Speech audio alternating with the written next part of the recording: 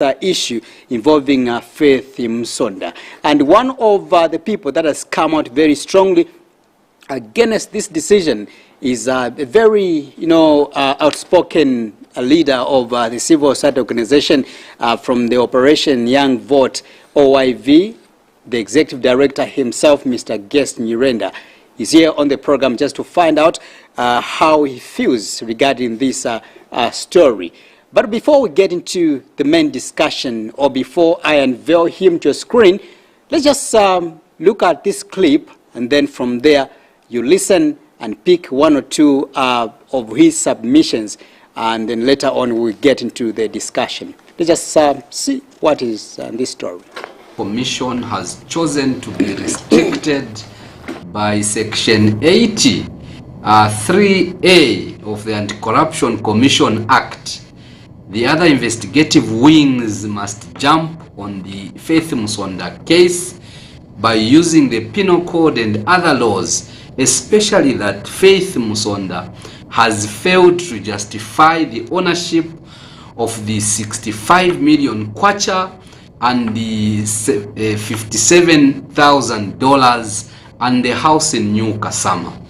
As Operation Young Vote, we are of the considered view that dealing with such attitudes and emotionless individuals who are ready to commit crimes against humanity with kid gloves on the basis of asset recovery is not only a cheap argument but also an effort to divert from the essence of fighting crime, which is basically to stop crime completely and ensuring that you deter the would-be offenders by ensuring that those that are found wanting are punished severely. If crime was fought to recover what was lost, how then do we justify the fact that citizens of this country could not access medicines in hospitals because the government claimed that they had no money and people were hiding the money? How do we then justify people losing their lives on that basis? How do we bring back the lost lives? There are students that failed to go to school because they had no bursaries. How do we now gain their lost time for not going to school? Because people were hiding that money that should have taken the students to school. The retirees, we saw them in the heat, in the wind, in the rains at the Ministry of Justice. How do we justify, or how do we bring back their lost time and how they really suffered? The debt that Zambia is subjected to today, international debt, domestic debt, when people are borrowing money to go and hide it in their homes, how then do we justify even the unborn children today are subject to this debt that Zambia has, when people really can hide money in their homes? This is actually a crime against humanity. For us as Operation Young Vote, we suspect that there are politics at play in this whole phase.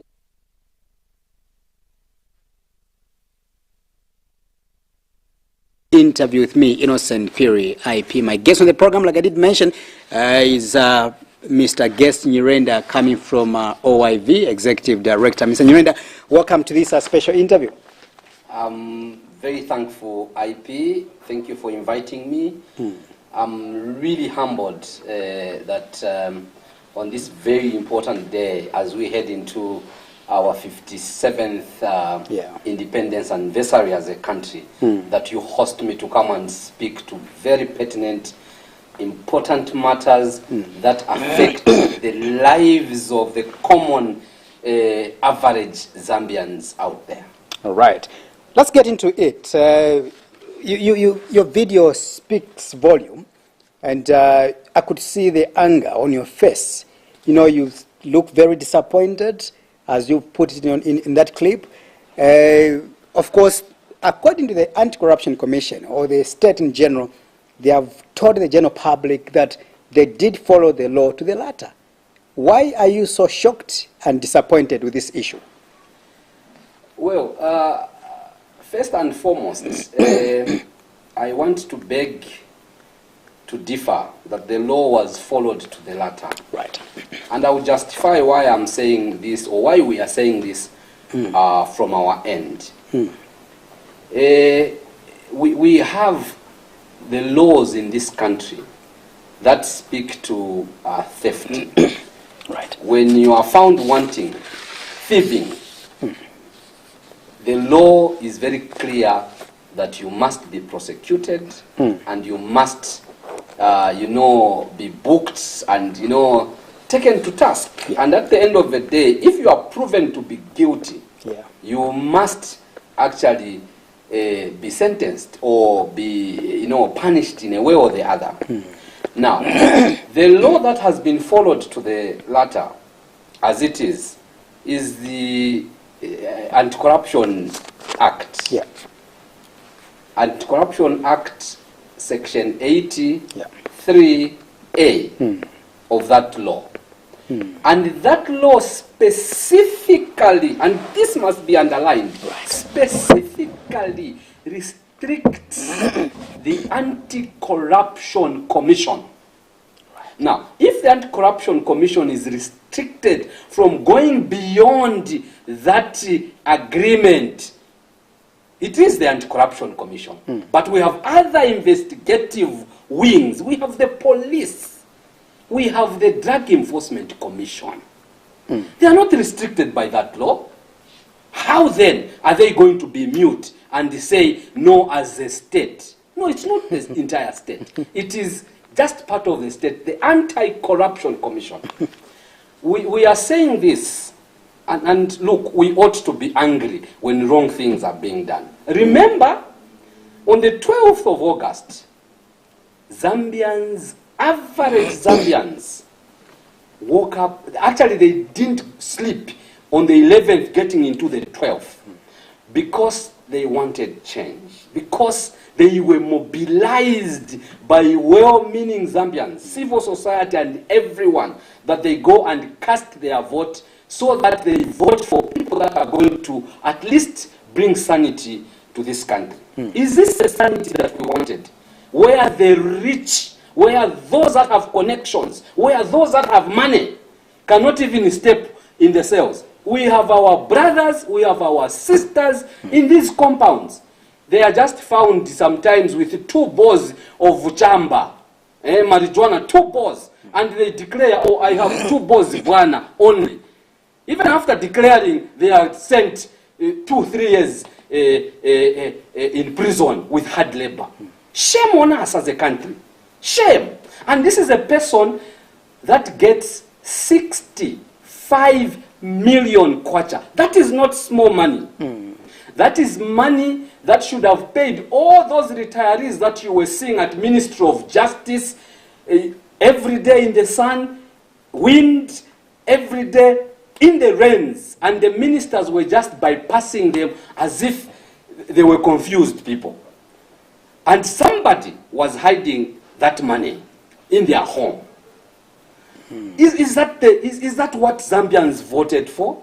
That if you have money and connections, you will never step in the cells. Your interrogation will just be in the office for 2 hours, and that is it. And when you say, yes, I stole, here is the money, then it ends there. No.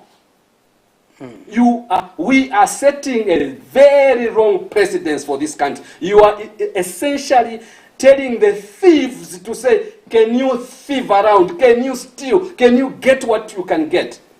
And when the time now to begin following you comes, you, out of the 100% that you stole, just give us the 5%. Then you'll be free. Because then that's what the law says.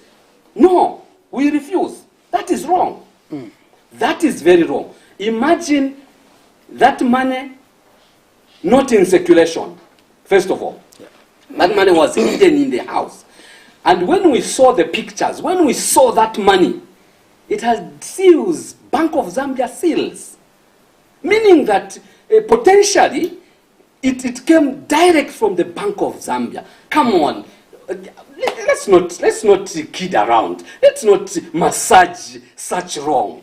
And you remember we can't continue on this trajectory. The Bank of Zambia I want actually, to put it clear. the Bank of Zambia clarified on that issue that there was no any involvement, you know, to that effect of that money involving Madam Faith Musonda. You know, and my follow-up question would be, were you going to be happy, Mr. Nyirenda, if the state or the Anti-Corruption Commission was going to abrogate the law in the clause of Section 80 of the SEC Act?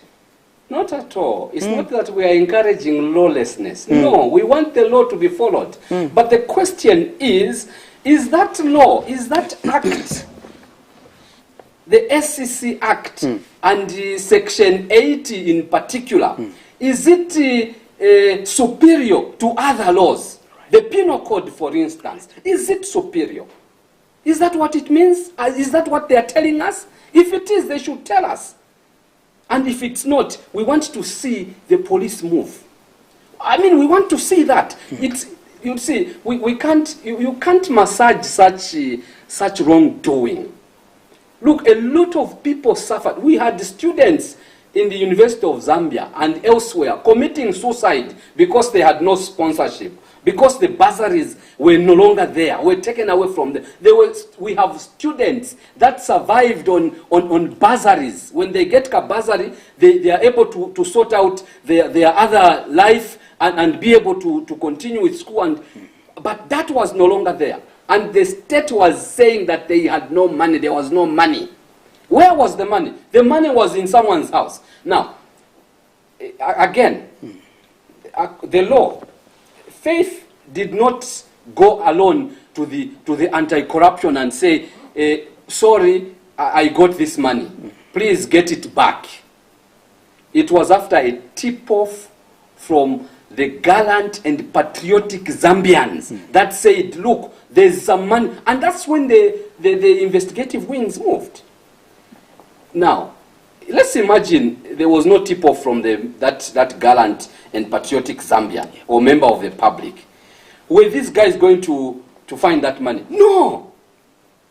So for us, it even shows, it tells you, Bwana, that out of the investigations and everything that they have done since they were tipped, there's nothing that has come out. It is only the money that they found the first time they went there, because that's what they disclosed. So nothing else, including the house. What about the vehicles? Well, they could have been properly obtained. But what about other things? Can they tell us? You know, these people are not children. They are not small boys or small girls. For you to find their money in that house, I mean, they should have more money somewhere. And we want our government, please, our investigative, to move. And because now you say, okay, because you have told us, Madam Faith, it's okay, you are free. And I'm sure, you know, somewhere they are laughing, they are saying, okay, yeah, we have hammered them 10-0. You can't do that. You can't. Yes, the law says, with the anti-corruption, but with the police, what does the law say on a thief, on somebody that, because that is government money, that is state money. She failed to prove where that money came from. Initially, we were told, we heard the rumors, whether right or wrong, that no, there were issues of emeralds being sold. Yeah. We heard, is this the chairperson of an association to do with emeralds? He came out in the open just there and then and said, no, we have actually auctions and this, and there is no trail for that money, or for Faith's money, in this trail of this association. And now, because that already, you know, blocked them from doing underground work, they started telling us other things. And finally, because they knew that there was no defense, the best was to say, okay, this money, please, can you get it? But that is not enough. This is, now, I want to say it on this program.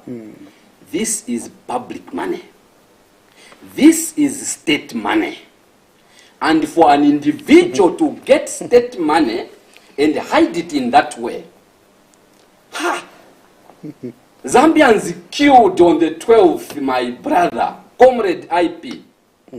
Not to be subjected to such, where those that have money and connections will go scot-free.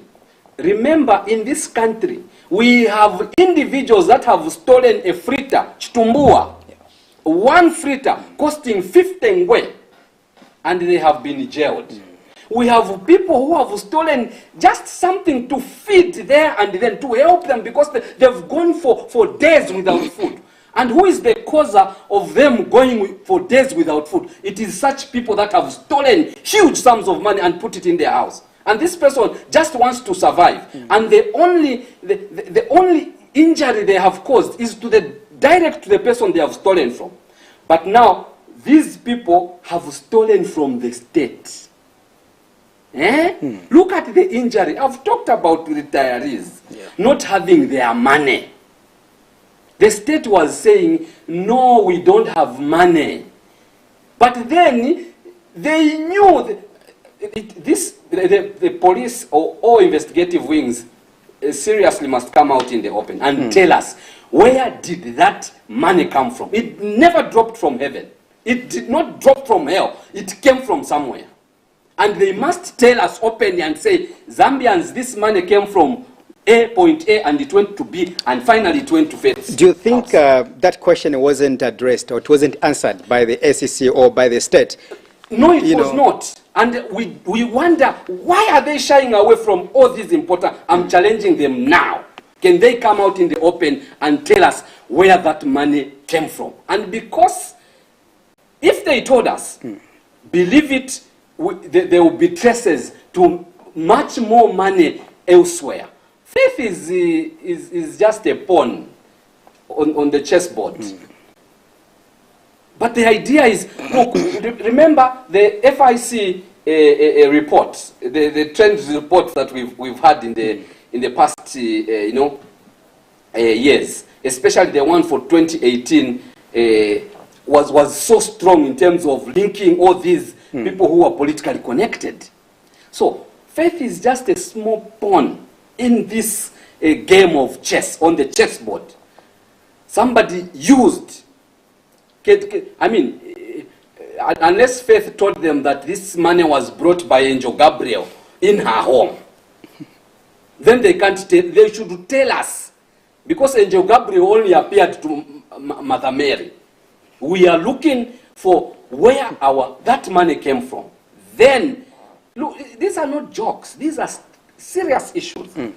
People died. People have lost their lives in this country.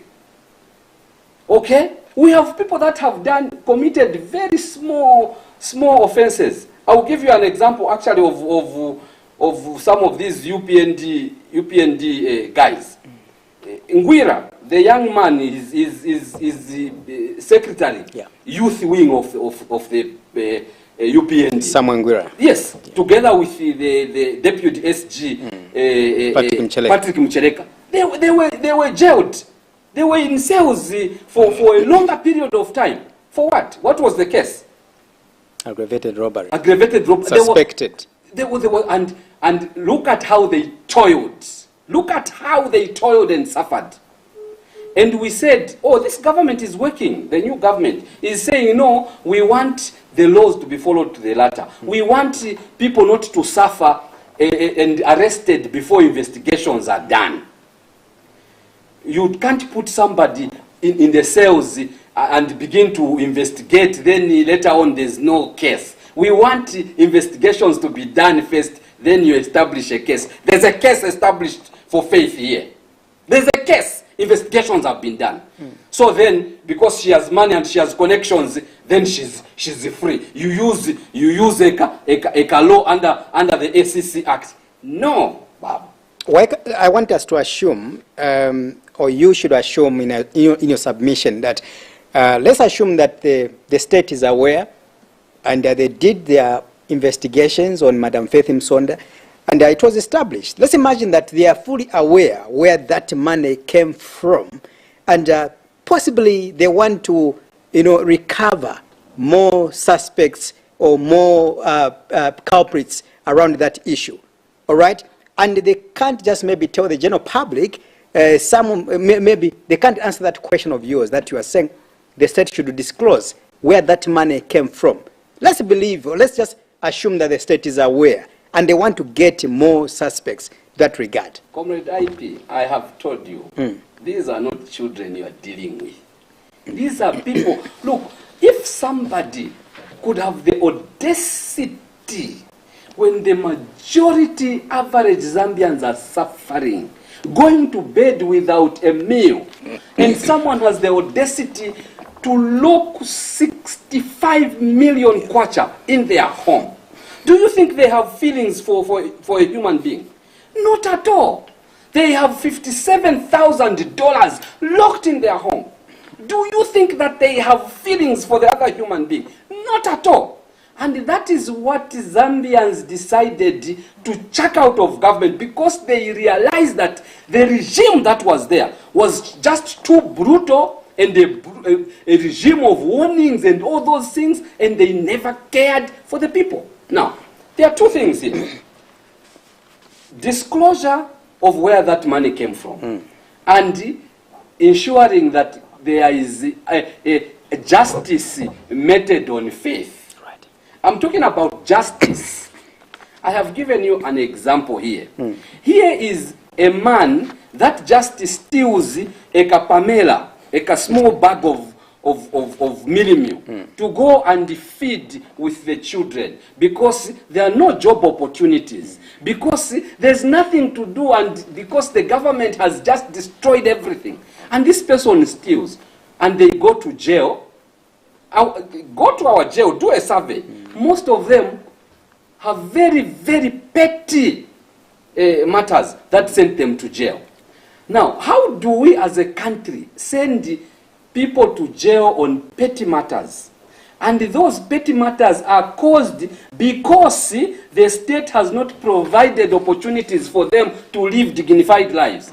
And because the people who have stolen, a lot of people have, a few people have stolen state wealth that has actually distorted all the opportunities and hid the money in their homes, or hid the monies in the hideouts or elsewhere.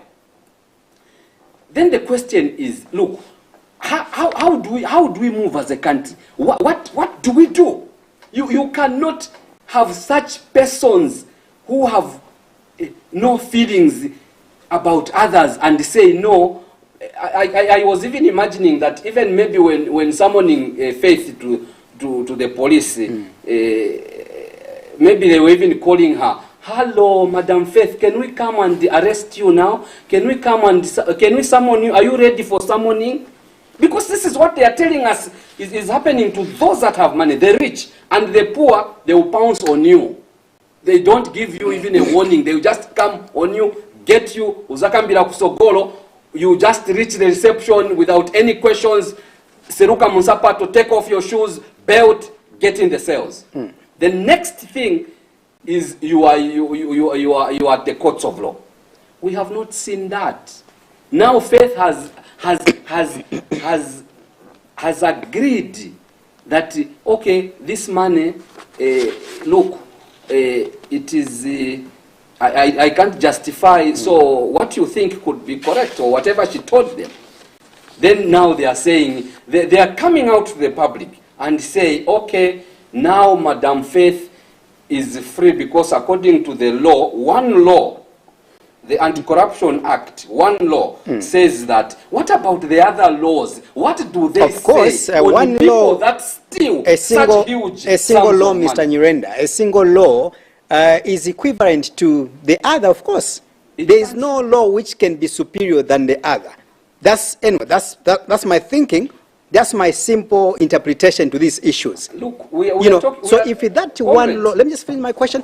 So if that one single law was followed to the latter, in this case, why should we begin or continue complaining? No, and for your own information again, bear in mind that according to the SEC, the statement I have right now here, they are substantiating this decision that they did conduct an investigation, not only the SEC, but in partnership with the Drug Enforcement Commission, DEC, and also the Financial Intelligence Center, FIC, among other investigative wings, conclusively or collectively, they came together and made a decision based on the law that Faith Msonda, I think, was actually, or that judgment was passed within the law.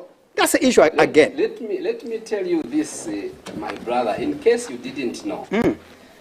They are what we call electoral offenses. Right. Let me relate to the election. Please. When you commit an electoral offense, the electoral process through the Electoral Commission of Zambia has procedure on how to handle any conflict within the electoral process. So what happens is that the offense is reported to the Conflict Management Committee. Right. Okay? Now, the Conflict Management Committee will look at that case. They, of course, report through the ECZ. If it's at district level, it is through the district electoral officer, who is the town clerk or the council secretary in respective councils. Then it goes to the committee. And the committee, now listen to this carefully.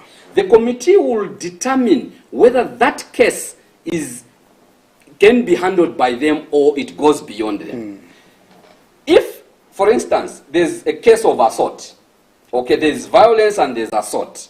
So the case is brought before the committee and it is resolved and people say, okay, there was violence and okay, you people, can you agree, okay, it will never happen again, they sign, and the person who is aggrieved has the right, even the committee itself has the right, because when they see that this case is just beyond the confusion, it is assault, it is causing bodily harm on someone, then it goes to the police. Right. Have you heard that? Sure, sure. It goes through this process of this committee. And I want to believe it's a similar arrangement. Procedure. The police are part of the conflict management committees. They sit there, okay?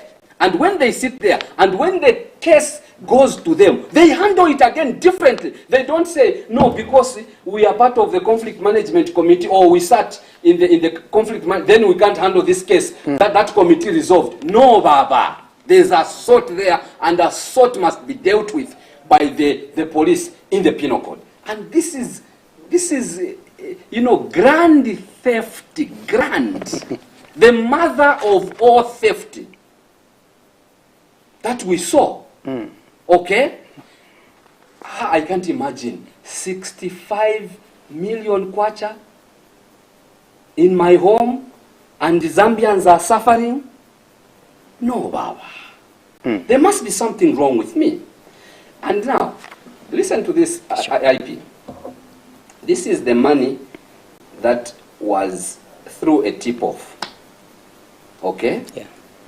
After the investigative wings were tipped. This is what we were told from the onset. What about now where they have not been tipped?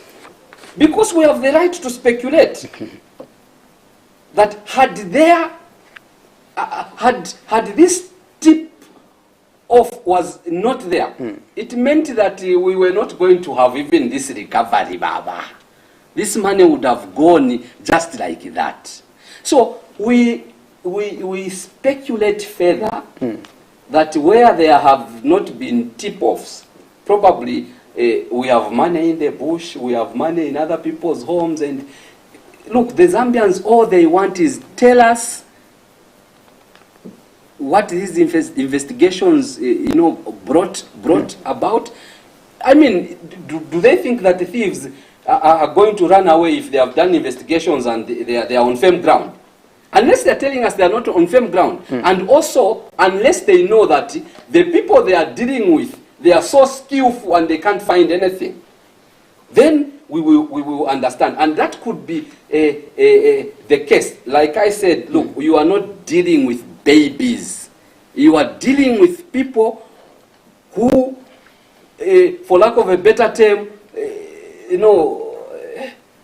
mafias, because that's mafia life, where you get money like that and hide it in your home. I've got a question for you, Mr. Nyirenda, but before that, allow me just to read this statement. It's a long statement, actually, but I'll just pick paragraph 5 coming from the SEC. I know that I read almost everything, but let me just pick paragraph 5, and then I phrase in my question. This is according to the statement which was issued by Mr. Jonathan Siame, who happens to be the spokesperson under the Anti-Corruption Commission. And it says, Section 80 of the Act allows the state to grant amnesty to the accused person in certain instances on condition that they admit wrongdoing and return what they wrongfully acquired through the corruptive practices. And return, I have read that part. Exactly. And it says, everything. Exactly. Everything that you wrongly acquired. Exactly. Now listen before you even finish. Can I ask a question? Yes, you ask me that question. Okay. Just that section, it says everything that you have wrongly, underline that, or that you have wrongly acquired. Now, this money, like I said, is the money that was after somebody said, hey, can you come, there's this, after a tip-off. Now, what about, the SEC must be very clear to us. They must come out so clearly and openly to us. Is that all? Is that all? Is that? That's the question. Is that all? Okay. I don't mean to demean anyone, but the fact is that, look, we are told that the house was built 6 million. Is there anything else that was built? Can they tell us? What about in the offshores? Is there anything? There's nothing? Is the all only what they received from the tip-off and what they found just when they went to investigate the first time? And after they carried out the full investigations later on, is the all encompassed? Are those things the only or we have other things yet to come? All right. Has she not used part of the money before? And we just found that? Is that the all? I hear you, Mr. Nyirenda, and that's a question actually that will be answered by the state of the SEC itself. Let me just ask my question. My question is, can we conclude that Faith Msonda was found guilty over this money, as well as the other, properties that were discovered by the state? Can we say she was found guilty? Well, that's what. And if she was found guilty, my next question is, don't you think maybe this is a punishment enough that the state has decided to take over the house and the money? They all. And they all. They have decided to take over everything. Yes. Don't you think this is a punishment enough? They come and take over your house. No. And then together with the monies. No. Right. I have given you an example. First answer my first question. Was she found guilty in this case? First of all, from what they have told us, that she has accepted to return the proceeds that were wrongly acquired. That's what they have told us. According to the statement. In essence, they are just, they are trying to massage the whole thing. In essence, they are just telling us there's guiltiness there. Okay? In other words, ask them to explain. Ask them the same question you're asking me. Was she guilty? And they shouldn't tell you no because she agreed. Just ask them to say yes or no. Was she guilty? Then they will answer. For me, I will tell you, they're just trying to massage everything, just to sugarcoat, because she agreed to return what was wrongly. What is that? Then somebody steals chitumbua, you call them thief, and you paint them black, and you send them to jail forever. Where is the justice? It is the question of justice. I know that, yes, the law says that, but the question is, what do other laws say? I may not be correct in asking these questions, but I need answers so that even the other Zambians, because that's what the common Zambians out there are asking. Go to the bus stops, go to the markets, they will tell you, that ndiwole mela baba sungena mu maselo bakutumira phone pobwera kukugwira. That's what people are saying on the ground. And these are the people, my brother, comrade IP, these are the people that killed on that day of 12th August to change regime, because they felt, look, the rich, the haves were actually squeezing them, while them as they have not, the many had nothing, and they said, no, we need to be equal. So it is a question of justice.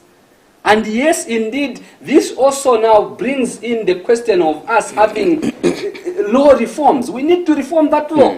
You can't have, yes, amnesty is good, amnesty, but there must be a level of punishment even on amnesty. Because then you are saying, okay, please, people return. I heard the Vice President saying this, answering one of the questions in Parliament. And she says, look, now we are recovering. Yes, we are recovering.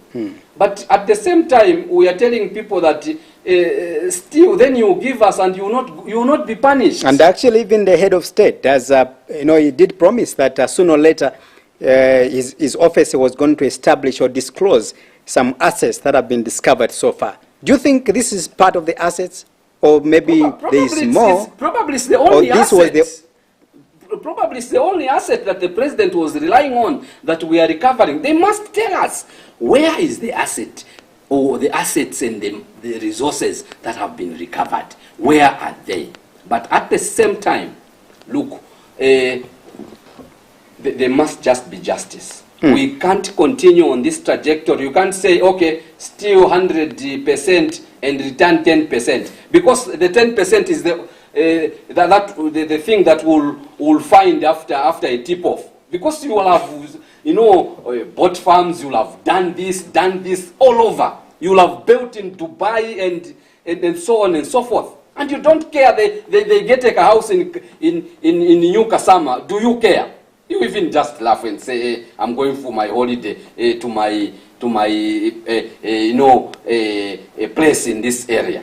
So what does it mean? We are setting a wrong precedence. And that's my question. What does it mean now to, with regards to the fight against corruption, which the president has, repeatedly emphasized that he wants to ensure that there will be no any room for corruption, and as well as investigation or investigating all the monies and other assets that might have gone missing in this country. Does this compromise the, fight against corruption?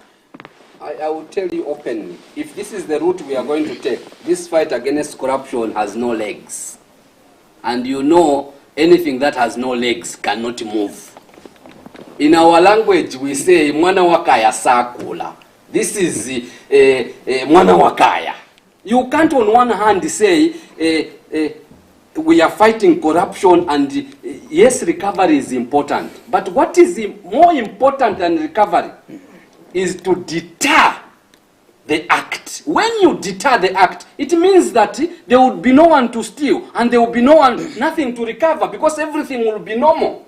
But when you say, still, we have a recovery plan, then they will just, a tip-off will come and say, there's something in that house. And you come to the house, you will find out of the $10 billion that was stolen, you just find $2,000. And you say, we have recovered, you are happy.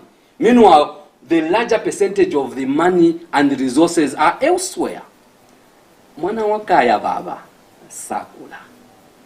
This fight against corruption, if we are going to use Section 80 and say we are fighting corruption and recovering, oh, I am sorry. This regime, when the president spoke to Zambians first, he lamented and said, we have found empty coffers. Yeah. Sure. Okay?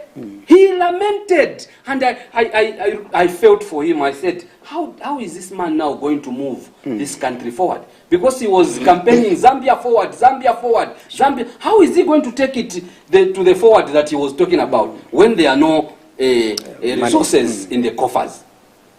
And there are the resources. Okay? Now, if we are saying there are no resources in the coffers, it means the president cannot tell us that our coffers only had 65 million kwacha and $57,000. And then we are set, our coffers now have the money that, which was not there, now it has come. No. If the president really meant his words that there were no resources in the coffers, it means that there are so much resources out there buried, hidden in people's houses, and they must be followed. And this faith arrangement or episode should not be taken lightly. This should actually be indicative to where we can even find all the resources that went missing and start moving Zambia forward. Zambia will not move forward with 65 million kwacha. Because we have recovered, and now that is what is going around. We have recovered. We have 65 million, $57,000, one house in New Kasama, and you say we have recovered? Come on. It's not the question of recovery. It's the question of deterring. And you can only deter not by massaging wrongdoers. No. Wrongdoers must, even the Bible, we are told in the Bible, those of us who do not follow the Bible and follow what Jesus said, hell is waiting for us. You cannot begin to massage wrongdoing and no, you can't. Wrongdoing has a punitive measure. It must be punished. You've just talked about that there is reform. My dear, it's about reform. That's why we are calling our correctional facilities now as the correctional facilities. They are no longer prisons. So that people can go there and reform. How does one reform when they hammered you 10-0 on a 65 million kwacha and the other monies? How does one reform? In the background, they're even laughing at you and say, look, and those now, the big ones on the chessboard, the queens and the king on the chessboard, they're even saying, yeah. Quickly, let's look at the law aspect of this discussion, in as much as we discuss the issue of Madam Faith Msonda. You've mentioned that possibly there's need for us to reappeal, or rather to repeal certain laws. And one of them you've proposed that Section 80 of the SEC Act number 3 should be repealed. All right? What does it mean now? I want us to compare this and contrast it, because remember that the law again says, I am innocent as my name is, not until I'm proven guilty by the competent courts of law. If at all you suspect me to have committed a crime. Yes, sir. All right? Now, like that was the case of Madam Faith Msonda. When the general public were speaking, the police, they said you need to keep quiet because we're investigating. And this woman, she is innocent for now, not until she's proven guilty. All right? She has already admitted. Now, the statement here from SEC, it appears that Madam Msonda was found guilty and she admitted. Upon that admission, the state decided to, take over some of the properties. But again, the same law, it implies that when you've been found guilty, you need to be dealt by competent court of law. So in this case, possibly Madam Faith Msonda was supposed to be taken to the police. I'm not speaking from with that, but this is according to the law. Yes. All right. But where is this contradiction from the SEC Act again, where now the SEC appears like now it became like the court itself? Let me even help you, Comrade IP, Sure. and add to what you have just alluded to. Look, mine is a question actually. Yes, in this country, we have courts of law. Okay, so number one, if people have complaints or issues about you are against you, you are taken to the courts of law. The first court of law could be the magistrate. Okay, maybe we forget about the subordinate courts for now. You go to the magistrate court, and there a judgment is passed. Maybe in your favor, as the accused, it is passed in your favor. The people complaining against you have the right to appeal to the next court of law and say, no, we are not happy with that. You go to the High Court. The High Court, there's a problem there. Maybe again, you will still go to the Supreme Court, and maybe at that level, the case may even be changed, and you lose the case. Yes. Even in this matter, I don't think this is cast in concrete. Even when the law says that we have the right as citizens to take this matter up and say, look, in fact, through the state has the right to take this matter beyond just that committee of investigators, take it to the next level, and the next level, and the next level, until, according to what is in the law stipulated as punitive measure or a penalty or as a sentence is meted. So that the idea, remember, and I want to emphasize this, it is to deter the would-be offenders, but also to reform the person found guilty.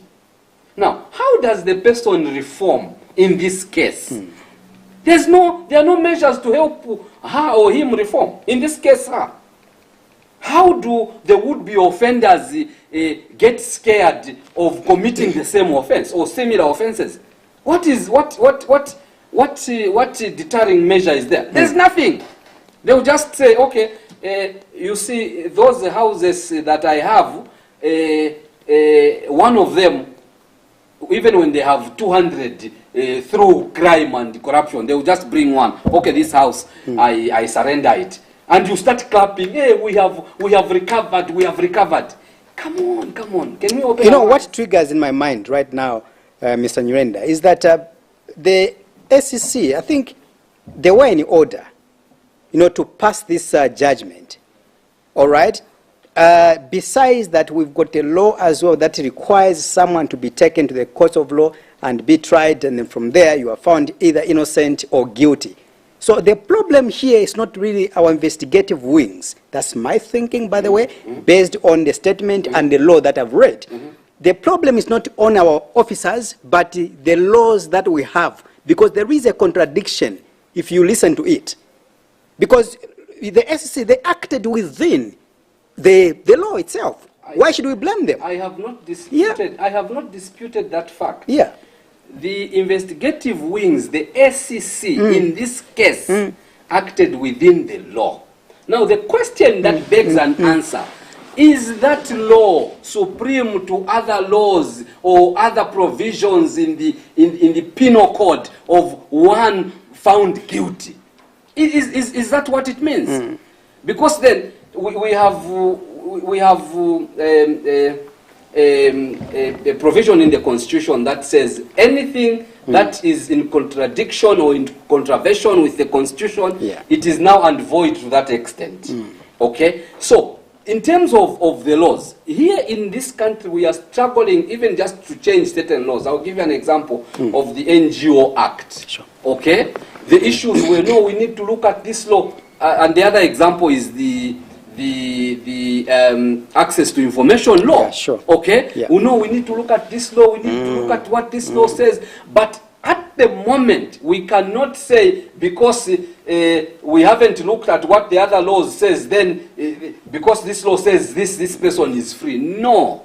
They must come here on this platform or any other platform and tell us look, yes, this is what happened, and she is free according to the law, to that SCC law. What about other laws in terms of somebody now who admits? I gave you an example earlier. Here is someone who is found with two sachets of marijuana. Okay, just two. And probably they just wanted to smoke it out. Yeah. And they are caught by DEC.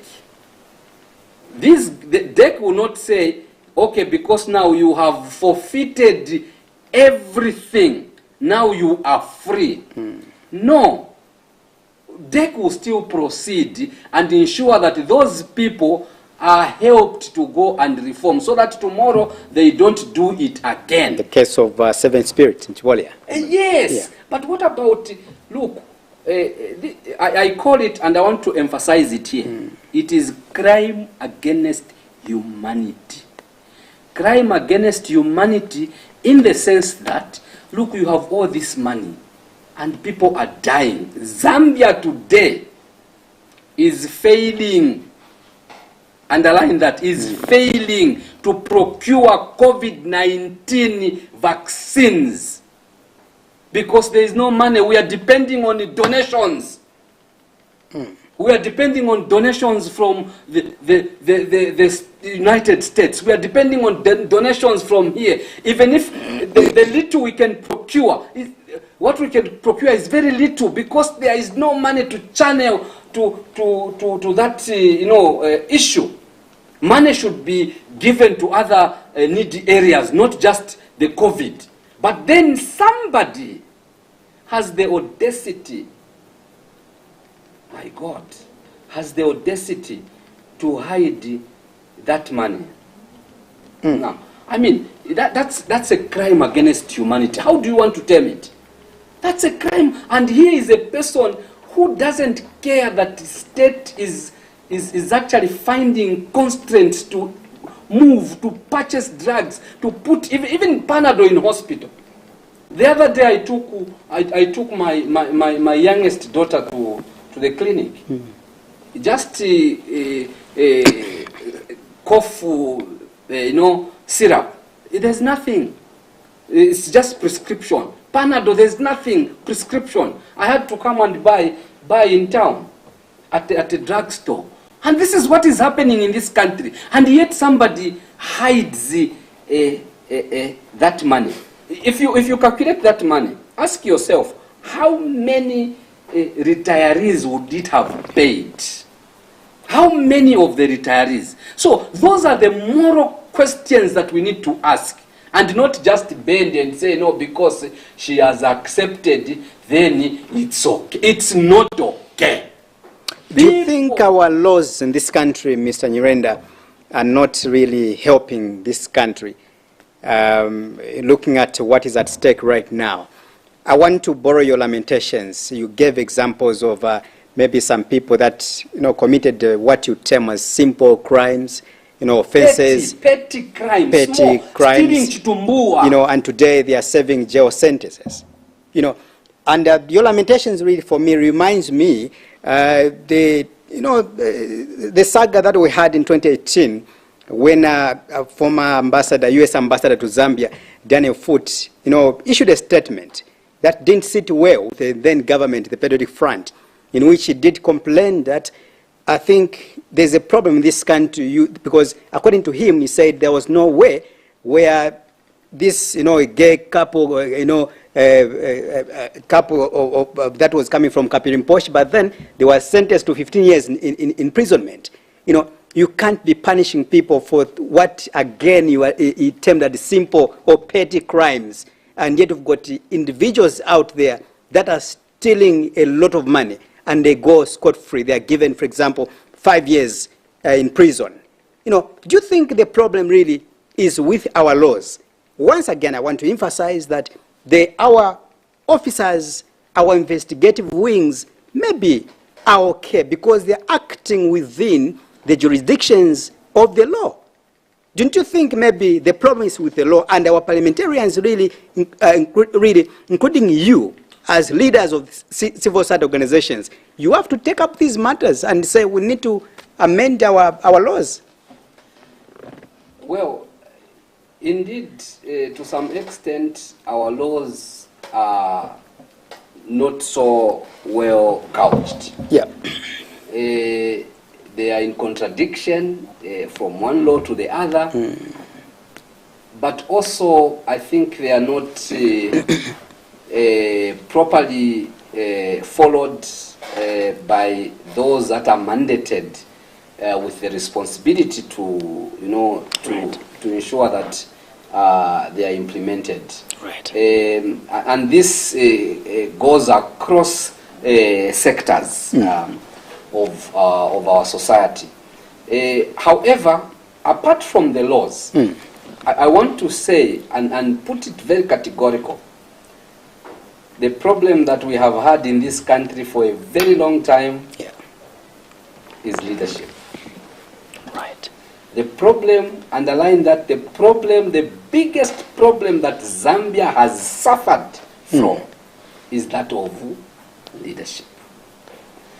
This is why on that day of the 12th of August 2021, Zambians decided that let us change leadership. Maybe we will have a better leader or a better team of leaders that will help this country to be driven on a fairer, equitable, and just platform. And that is what Zambians need. They just need fairness. They just need justice. There is no justice in some of these things that are happening. Compare a person steals a fritter to just feed just now to help themselves because they have not fed for the past 2 days. And a person that steals all these huge sums of monies and hide them in the house. And this person is sent to jail with hard labor, for that matter, for 10 years or for 5 years. And the other person, because they have said, sorry, here is what I got, and you say, because you have said so, it's fine. And moreover, I even said it this area. Look, from what we were seeing around the faith saga from the beginning. The lady was always majestic, as if she's in the corridors of Mandahill. Okay, in Mandahill Mall or at Levy Mall there. What do you mean? But she was at Central Police. Okay, the other poor Zambians, when they go to Central Police, my dear, you have to choose and sapato and stand on the other Actually, side. the investigation took the police close to 14 hours, from 10 hours up to 22 hours about someone. And there. it was on a sofa in the office. You were not there. So I was not there, but then... Yeah, you can't judge. Look, the thing is, this is what the Zambians are saying. We need a fair playing field in all areas of society.